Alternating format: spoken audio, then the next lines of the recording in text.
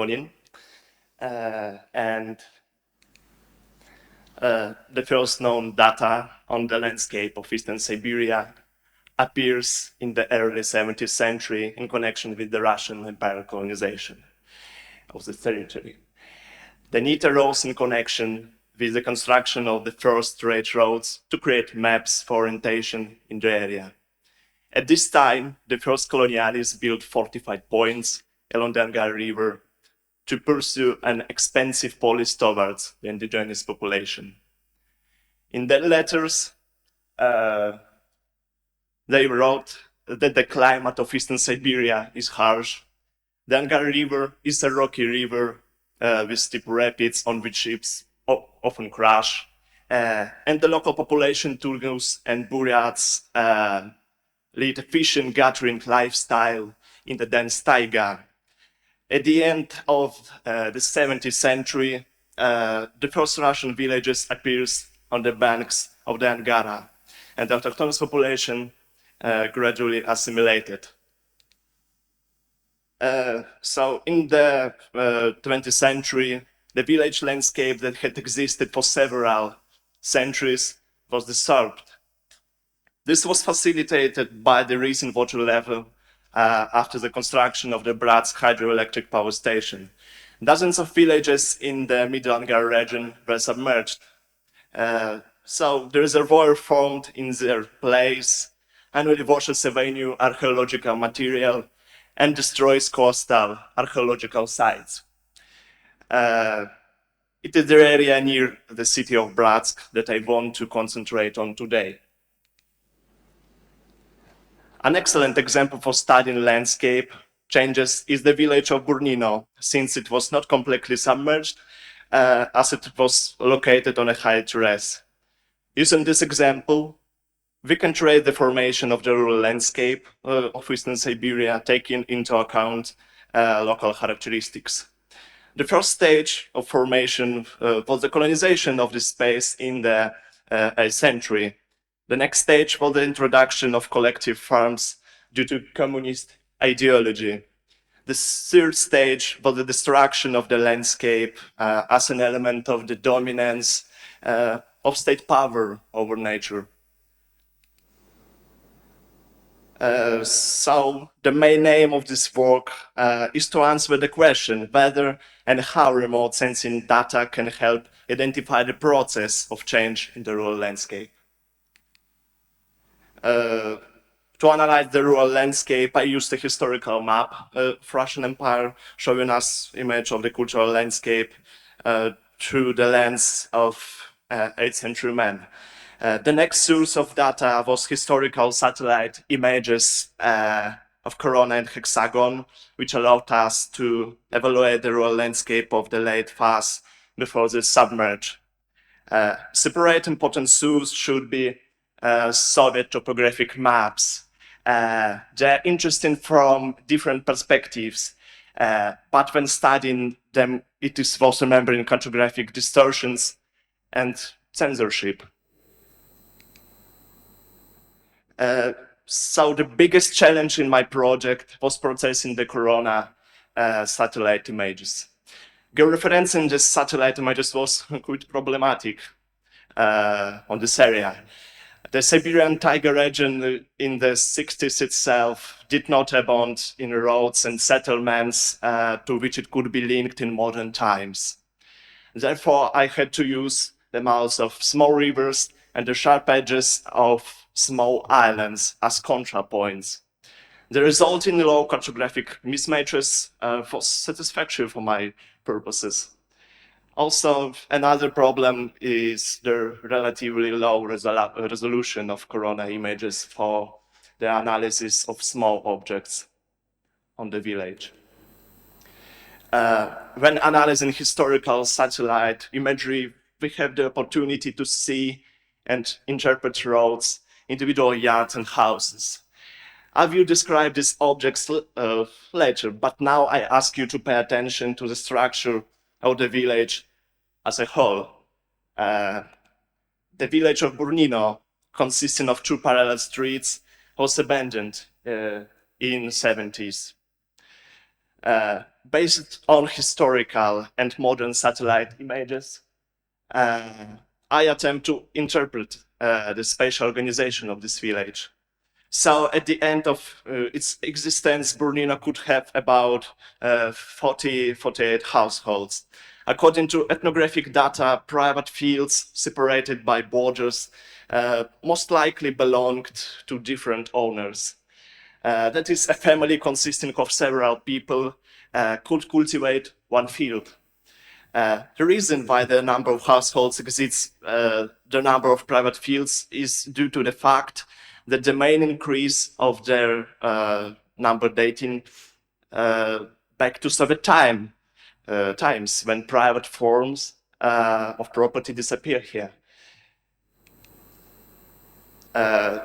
Visible cellars, which can be interpreted as basements, show the concentration of development primarily along the streets. We know that the cultural landscape is influenced by political directives. In this case, the directives of Russian Empire and Soviet Union. So general knowledge about the system allows us to identify objects and show their variability over time. So the first village development associated with colonization was characterized by closeness and complexity. Such complex construction referred to wooden forts built at the beginning of Russian colonization during fights with indigenous people. Apparently, during the establishing of the first villages in Eastern Siberia, the situation with the autochthonous people continued to be tense. Each household was self-sufficient with a barn, a pen for animals, and warehouse. So, at the beginning of the 20th century, the rural landscape suddenly changed. Communist ideology and government directives influence the emergence of collective farms. They are located on the sides of former private fields. Also, on the border of these fields closest to the village, new residential rural yards are appearing. In addition, a school was built on the outskirts of the village. All of the above shows not only the transition from private to collective property, but also such elements of the Soviet system as the propaganda of scientific thought. So I was able to record a similar situation with collective farming facilities sent to Corona satellite images in the neighboring villages of Materykovaia, Moskovskaya, and Antonova that are currently submerged. The analyzed objects were also built on early fields located on the edge of villages and are large in size compared to any private buildings. In the mid-20th century, began a program to build a cascade of hydroelectric power station on the Angara River. At the same time, hundreds of villages from the Angara Valley were burned or moved and then submerged by the waters of the reservoir. In addition to villages, many well-known and thus undiscovered archaeological sites went underwater. This does more than just tell us more about the state's relationship to heritage. We see the Soviet state invading the cultural landscape. The landscape of Siberian villages, which was shaped by the Tsarist system. Was this directive conscious? Hardly. But one way or another, it came from a communist ideological base. The destruction of villages was preceded by the destruction of churches and other cultural monuments in early Soviet times. And all these are examples of a different order. They show the attitude of the totalitarian state to the landscape identifying the past regime. Using the example of the destruction of Siberian villages, we see that between the preservation of objects of archaeological and ethnographic significance and the cheap increase in electricity production, the state chooses the latter. All this shows us not only the dominance of the state over man, but also the attempt to dominate state power over nature. And now I would like to move on to brief conclusions. Firstly, it is knowledge about the system that allows us to identify parts of the cultural landscape. Studying ethnographic data helps to understand the nuances. The remote sensing data analysis in this project make it possible to determine the spatial organization at stages of landscape changes in the Siberian villages. Unfortunately, much of the data from Eastern Siberia is unavailable or distorted. And next, analysis of remote sensing data is useful in the context of research on the destroyed landscape of Eastern Siberia.